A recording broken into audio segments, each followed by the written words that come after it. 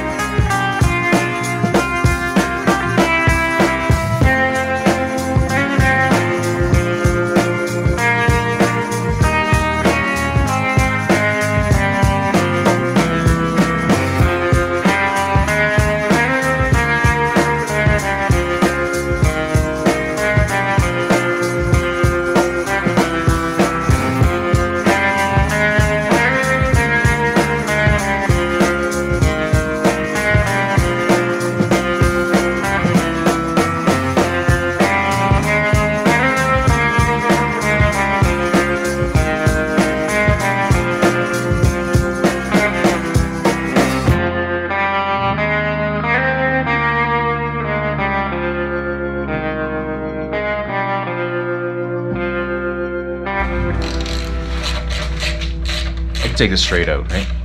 This, I think, is going to be so much easier to get out than mine.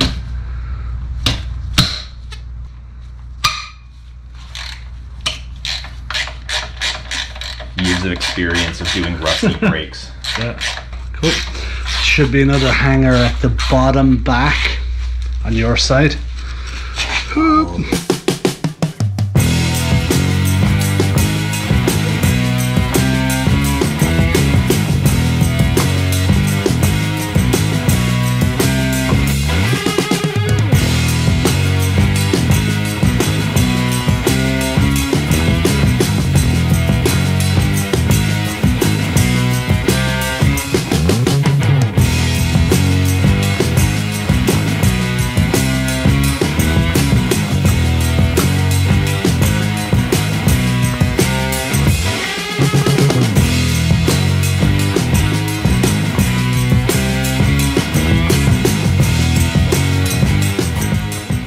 This engine comes out so much easier than the CB750K that I did last season. If you haven't seen that, make sure you check out season 1.